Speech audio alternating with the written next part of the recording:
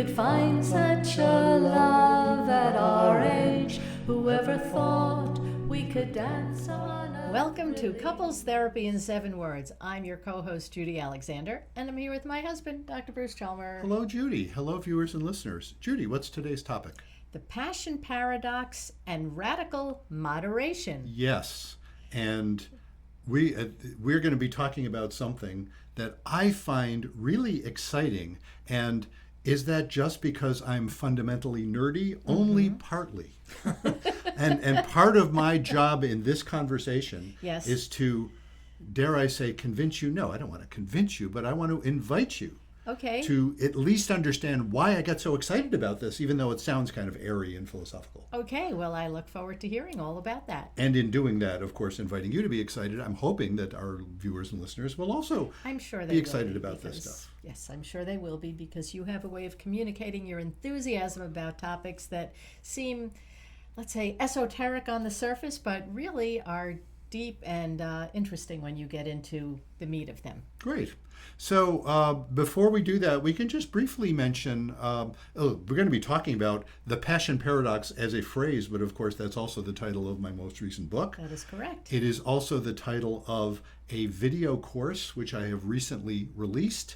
And folks, if you are interested in that, you should absolutely go to my website, brucechalmer.com. That's my website. You can get there also via the Couples Therapy website, but Couples Therapy in 7 Words website. But go to my website, and if you have any interest in in helping out your relationship, and you have thought, gee, I wonder if we should do couples therapy. Right. I almost want to say, especially if you're thinking you might want to do it with me, if you do that video course first, you will save yourself an enormous amount of time. You will be oriented toward the stuff that's really important and not toward stuff that's really just, frankly, a waste of time. So it is really worth doing. So I really want to invite people to go to my website, brucechalmer.com, check out my video course, The Passion Paradox. I think that pretty well covers it. Buy Judy's book too, by the way. The Blue Tent. That might, the erotic tales from the Bible, because that might help you in the passion part. Absolutely, yes. The Blue Tent, Erotic Tales from the Bible by Laria Zilber. Check that out as well. Okay, so we should also say that the subtitle of your book, The Passion Paradox, is When You Love Each Other But Are Miles Apart. When you feel miles apart and still love each other. There you go. You got the point, yes. Yes, indeed. It is especially for folks in that very common situation. Right, so that is the passion paradox. That is right the passion there. paradox. Well, that is an expression of the passion paradox. We'll get momentarily. Let's Okay. get into that. What do I mean by the passion What paradox? do you mean by the passion paradox? And then we'll get to the radical moderation Absolutely. after that. Okay, so We will, first things yes. first. Passion paradox. Yeah, what do I mean by the passion paradox? Okay. Well, folks who are devotees of our podcast will have heard some of this before, but it always bears repeating, doesn't it? It certainly does. Basically, if I boil it all down, the passion paradox is this phenomenon that we have two needs, super important, and I'm using the word needs carefully. Not just desires, but needs. Needs are things that if they're not sufficiently fulfilled, whatever the thing is that you're talking about is sick. It doesn't function. It might die. So you're talking about two needs in a relationship. Correct. Two needs in a relationship that also there are needs that individuals want, which is one of the reasons we form relationships. True. To be in a relationship where these two sets of needs, two different needs, are fulfilled adequately is a relationship you want to stay in. It's a relationship that feels good to be in. That's what people are looking for. And conversely, unfortunately, when they're not adequately fulfilled, it feels awful and it doesn't last. And people are considering getting out, or they're feeling really bad about it. Yeah. So what are those needs? Funny you should ask. Dare I toss that back to you since you already know? I think I have an idea. Go for it. They are stability and intimacy. They certainly are. I guess. Yeah, couldn't have said it better myself. Indeed. You must have read my books. Or perhaps you had that thought yourself. Who knows? Well, until you articulated it, I never thought of it in those terms, but it makes total sense. I want to comment on what you just said. Until I articulated it, you didn't think of it in those terms. I think we did a post or did we? Yeah, we did. We did a podcast, The Light Bulb Moment. That's exactly what happens with lots and lots of people, because I always give almost always give that little mini lecture about stability and intimacy in the first session. Yeah. And that's where I will often get these light bulb moments. It is almost always the case. What I'll do is I'll give my little spiel about what those things mean, and then I'll say, "Does any of that resonate for you?" And almost invariably, they both say yes. Yeah, well, They say, it "Oh wow," certainly does. and it always has that feeling of, "Oh, I had never thought of it that way." When you think of it that way, lots of stuff changes. It's really quite dramatic. And again, that course I mentioned, that course is basically orienting you to all that stuff that it takes a number of sessions of therapy to get, to get familiar with. So because it puts you to work, it actually gets you to work on that stuff. So indeed, stability and intimacy are those two needs. And the paradox, this is the paradox part, the skills you need for one are in conflict with the skills you need for the other. That's the paradox. And yet I am claiming they are both needs. Yes, they are. So tell us how they're both needs and how they conflict and how they go together. So yeah, we'll talk briefly about what's stability, what's intimacy, right? Okay. Stability simply means, I'm using the word in its usual sense. Stability just means it's not shaky. Right. So if your relationship is stable, you're not particularly worried about it. So when a stable couple feels, they're just, you wake up in the morning and you're not worried about, oh, how's my relationship today? That means it's pretty stable. As I so often comment to folks who make appointments with me, it is very rare that a couple makes an appointment with me just to tell me how stable everything is. If it's that stable, what do they need a therapist for? Right.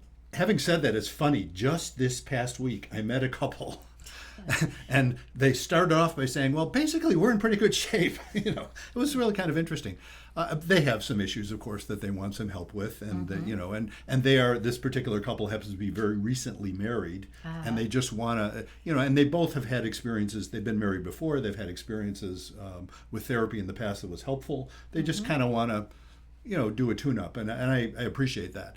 And that's fun. I love working with folks like that. That is, however, very rare in my practice. Usually there's a serious instability happening. Something has happened that is really worrying them enough that they need a therapist. Or like one of our guests that we had, Emily Hart, and she and her now husband went for couples therapy before they got married because she was afraid of repeating the patterns in this relationship that were so unsuccessful in past relationships. Yes. So while she felt she had a really good, solid, stable relationship with her now husband, she was afraid of what might happen to it if she didn't get out of those areas where people tend to get stuck with. Yeah, and that I do get folks like that. Not that many. Right. I've done a fair amount of premarital counseling, and that it's very much about that often.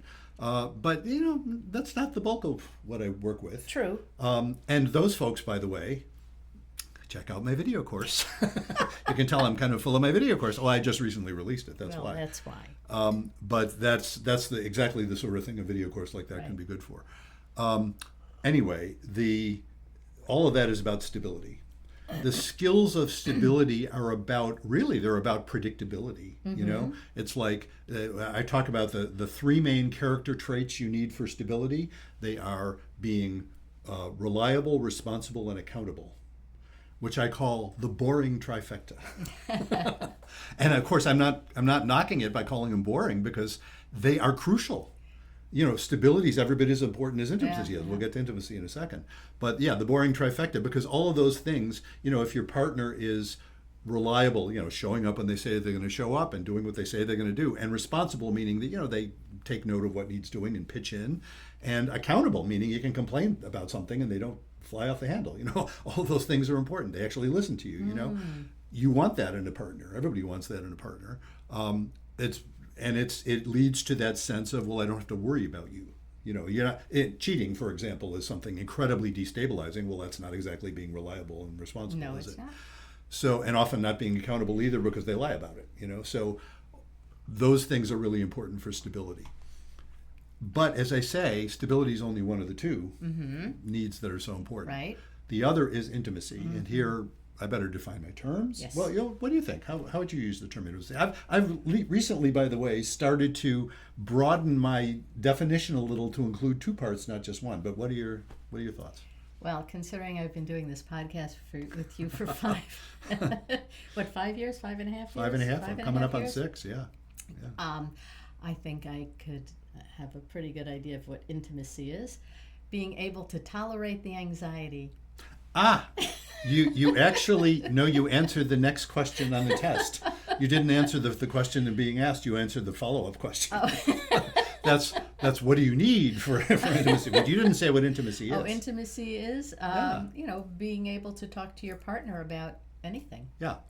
It's I have my now two favorite ways of saying it. I've added one recently. My old favorite way of saying, which is the one I usually use in my books and stuff, is intimacy is when you can be fundamentally present and honest with yourself and each other. And that, of course, leads to exactly what you said. You can talk about anything then. You can feel free to talk about what's necessary to talk about. And the other thing I like... Without fear of recrimination, criticism, and being made fun of. Without excessive fear. We'll come back around to that. There's always a little bit of fear. Yeah, we'll get back to that. Yeah. That relates to what you said a little while ago. But I want to get back to my other favorite way of explaining it, because this was a podcast interview. Someone was interviewing me, about one of my books, and I mentioned this, and the interviewer just said, "Wow, that really was so meaningful to him." I thought, yeah, it's a good one. It's when you feel alive. It's that feeling of being alive. Stability, you feel safe. Yeah. But intimacy, you feel alive. And remember I said the skills of stability are all about predictability and, the boring trifecta? The skills of intimacy aren't about predictability at all, and that's where we get back to the question you already answered. What's the chief skill you need for intimacy? Tolerating the anxiety. Bingo! We have noted in, I think, some past podcasts that if people were doing a drinking game and listening to our podcast, where every time I say tolerate the anxiety, they take a shot, they'd be plastered by the end of many of these episodes. Yeah, exactly. It's tolerating anxiety precisely because of what you said. If you want to be able to bring up something, first of all, often intimacy isn't about anxiety at all. It's just lovely. Right. If you're just in sync and you're relaxed and you're having great sex or you're having a lovely moment together, that's not about anxiety. But indeed, what if you want to complain about something? What if you want to say a fantasy you've been thinking and you're worried your partner's going to think you're weird? And that could be in the sexual domain, or it could just be more generally, What if you just want to talk about your dreams or your worries, or even just, again, I met a couple this week where, one of the issues was she just can't seem to come home and say, I'm having a bad day, without him getting mad at her and saying, well, then fix it. It's one of those deals. So all of those things require tolerating anxiety without crossing over into panic. Because when you cross over into panic, what happens? Well, what happens? What do you think? When a couple where they try to have those conversations and it goes off the rails, they close down intimacy. They close down intimacy. Yeah. Either, it's interesting how they do it. They might do it by deep freeze. They might do it by blowing up no matter what happens. Right. They might do it by some combination of those. Right. Defensiveness is another way that people cover it up. Exactly. Constantly criticizing, fighting about things that really aren't what you're fighting about or what's bothering you. Yeah, right? Because they're so on edge going into the conversation because they've been so trained to expect it not to go well. Because it destabilizes the stability. It certainly does. Funny you should mention, which is to say, yes, I've talked about stability and intimacy, but lack of intimacy itself becomes destabilizing because, and this is kind of part of my thesis here, we need intimacy just like we need stability. That need in the sense that, let me do what I always do when I'm giving my little lecture. I will close my little lecture with my favorite metaphor. Okay. Do you remember my favorite metaphor? Is that the plant? The plant, yes, the plant, yes. You have studied well. I have. Yes. Been sitting here a long time. You have been, yes. And don't think I don't appreciate it. I appreciate it greatly. I know you do. Yes. So indeed, no, it's my metaphor. Let me know in so many ways. I certainly try to. See, we're modeling a little bit here for folks, aren't we? Yes. And you let me know too. But before we get back to get back to the topic, yes. No, that phenomenon, that metaphor about the plant. If a plant, a seed falls into fertile soil and starts to germinate and sprouts, and somebody comes along and paves a sidewalk over it, that plant is not just going to sit there. Because the plant has roots for stability. Right. But intimacy is the energy for growth. It's going to try and crack that sidewalk. And when a couple is cracking that sidewalk because they can't stand it if intimacy is attenuated. That means, what are they going to do? Well, it could mean an affair. It could mean, like you were saying, fighting about anything and nothing. You can't talk about anything because the couple's already on edge when they approach each other about anything. Right. So they just stop approaching each other, but of course then it just dies. So that's the problem. And the paradox again is that what you need for stability is predictability, but what you need for intimacy is unpredictability. Right? The ability to tolerate unpredictability. Right. You just said something out of character. Oh my God, what am I supposed to do? And yet if I say you should never supposed to say anything out of character, I'm basically saying you have to be constant, which is kind of like dead. Yeah. So you need both, and yet they're somewhat in conflict with each other. So yes. Where does the radical moderation come into Yes, that? yes. Now, why don't you define radical moderation first? Yeah, and by doing that, really what I'm going to do is do a huge shout out to Lauren Hall, who is the person who has, I don't know if she invented the term, but who certainly has been talking a lot about that term. She has a Substack, which I should have looked up the exact name of before we did this, but it's something like a radical moderate's guide to life, something like that. It's about radical moderation, her Substack. Lauren Hall, Hall. So she is a professor at, I should have looked that up too. Sorry, Lauren. A professor at, I think it's Rochester Institute of Technology. That sounds about right. That sounds about right, I believe. Somewhere in Rochester. Apologies if I got that wrong. You can tell I should have done a little bit more homework, but here we are. Anyway, I follow her on Substack. I invite everybody who's listening to this, if you're on Substack, follow Lauren Hall. Radical Moderate's Guide is, I think that's what it's called. Radical Moderate's Guide to Life. I think that's the... Sounds about right. Yeah. I read it, but I never remember names. Yes, nor do I, but there we are. You can tell.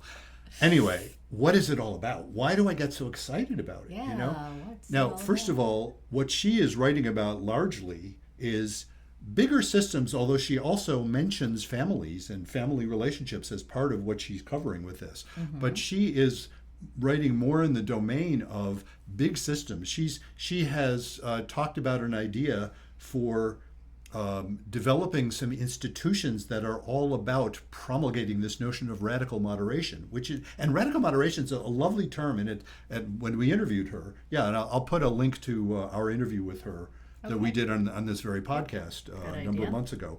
I'll put a link to that on the notes for this episode.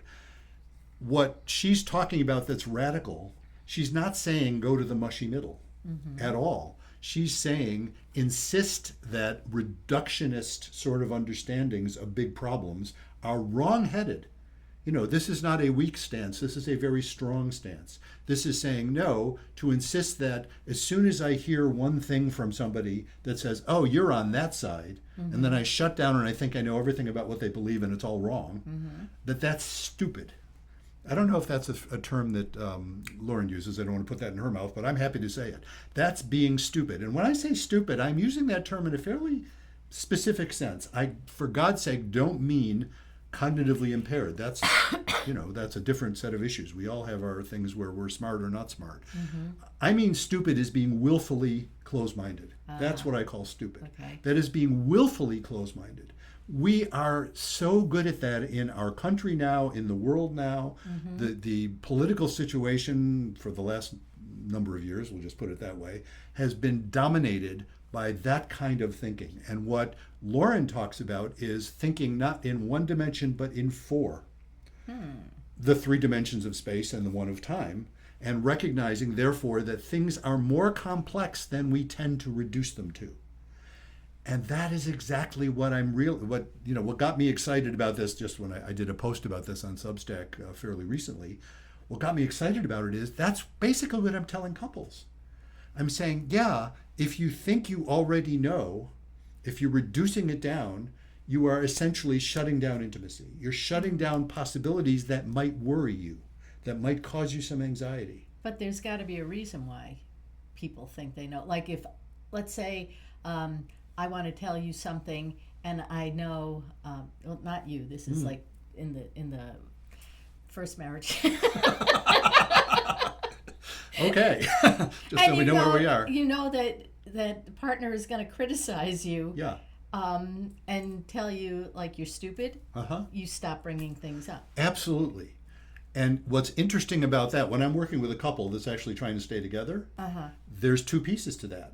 There's the obvious piece of, your partner's a jerk. There's that. So, so part of the work is, hey, dude, don't be a jerk. I mean, seriously, there is that part. But of course, part of that is recognizing, yeah, he's got his reasons for being a jerk. I'm not justifying it. I'm saying that's coming from somewhere interesting. In other words, your partner probably isn't crazy. Right. You know what I mean? It's not because of psychosis or something like that. It's because something is freaking him out. I'm not justifying it. But so he's going to have to learn, hey, no wonder your wife is shutting down here. You're being a jerk. There's that. Also, however, when you said you already know he would respond that way. Yeah, see, I'm making assumptions. You are, yes. well, you're making an assumption. And look, you're not crazy either. Right. You're making that assumption based on a long experience. And I tell this to couples all the time. It's one of the first things I say to couples, like when I talk about stability. Hey, now that we're old buddies for 20 minutes, because I've known you for 20 minutes, I can tell neither one of you is batshit crazy, And they smile. And I always point out, I'm not talking about, I'm not making fun of serious mental health issues. I'm just saying you've got reasons for being the way you are. It's not crazy. Right. But it wasn't crazy for you to say, I already know. I better not try that because I already know. Right. But that is participating in the problem.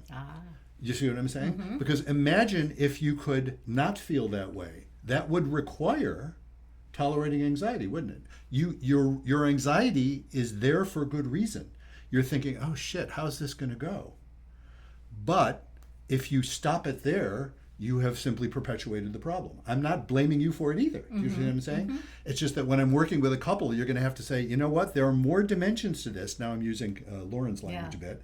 There are more dimensions to this than you think. Right. So you get into these patterns and habits that perpetuate whatever the problem is, and you're not solving the problem because you're just going on and on with whatever your past history was. Exactly. You are doing what that pattern requires of you. It's recruiting you.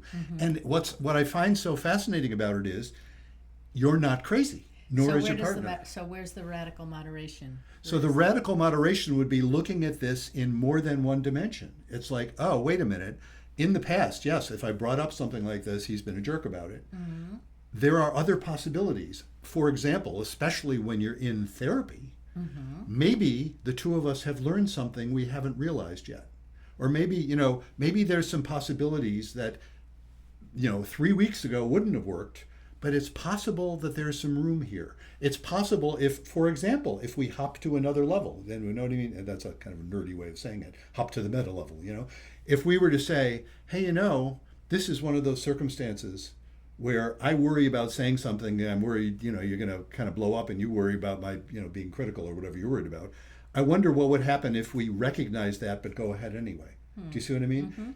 That's a completely different discussion. Right.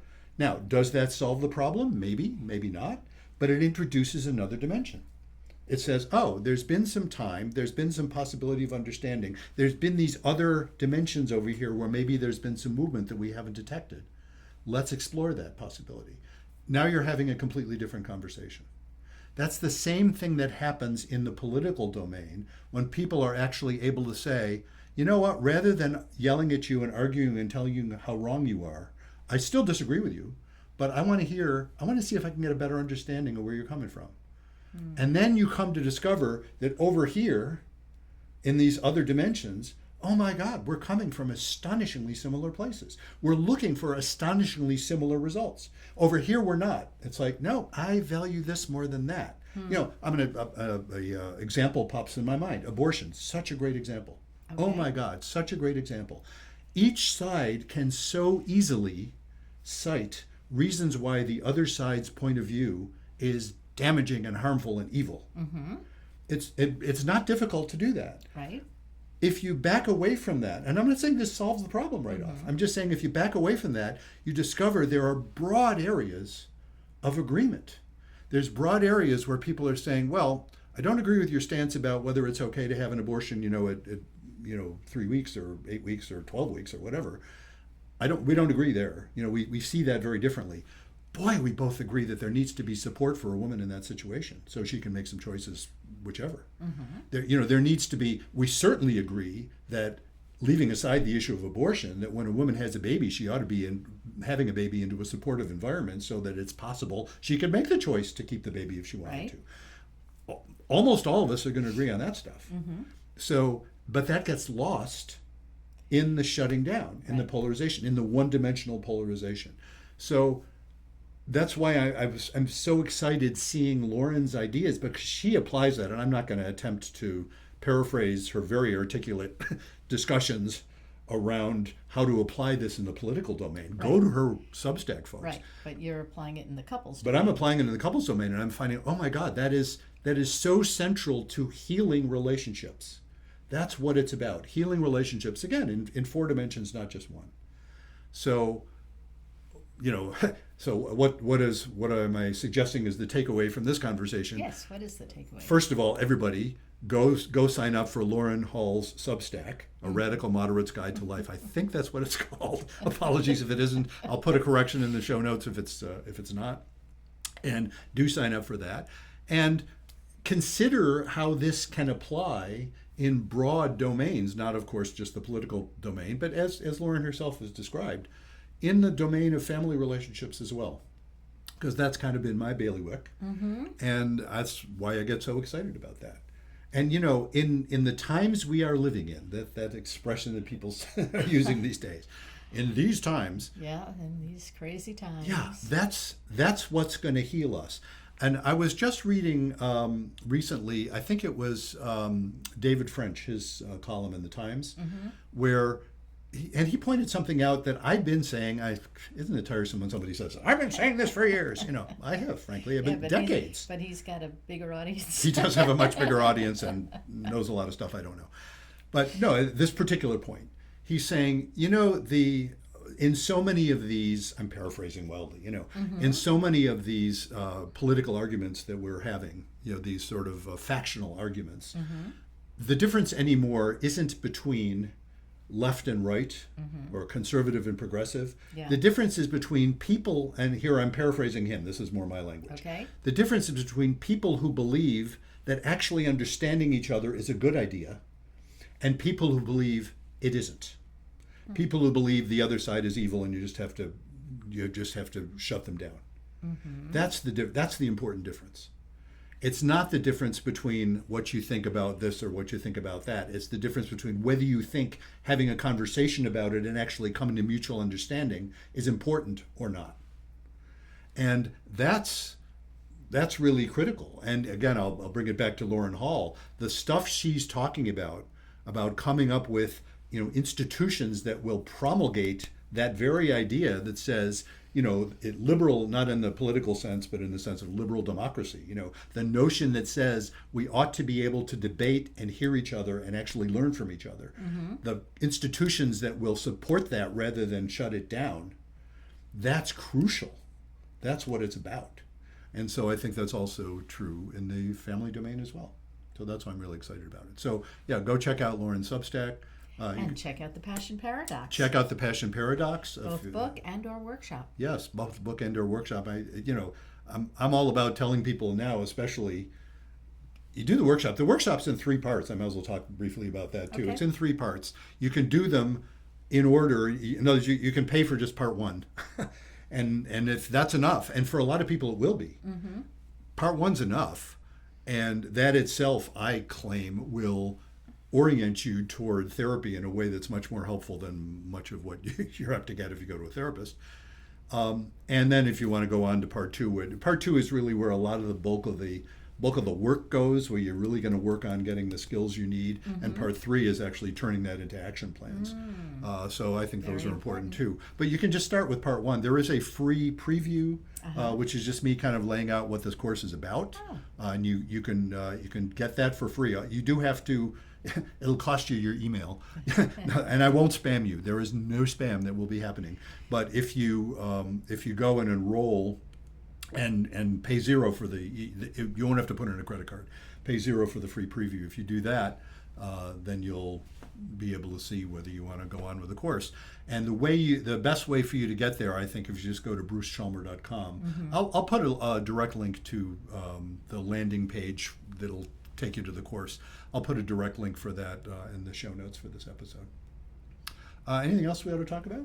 On this topic? No, just kind of in closing. Well, how about if I throw in a word for our affiliate, Osuga, Oh, do that. the Absolutely. makers of toys for adults. Absolutely. Yes, they are one of our affiliates, and if you would like to have toys for adults in your life, you can go to our website, ctin7.com, and you can enter the coupon code CTN7. You don't have to. You don't even have to Nope. enter. Just click on the affiliate link that Uh-huh. says Osuga. Click on the affiliate link on our website, and you will automatically Right, you get get a discount on any of their wonderful products. 15% discount. 15% off. That's a their good discount. Wonderful variety of well-made products. Which, let's just say, we can vouch for.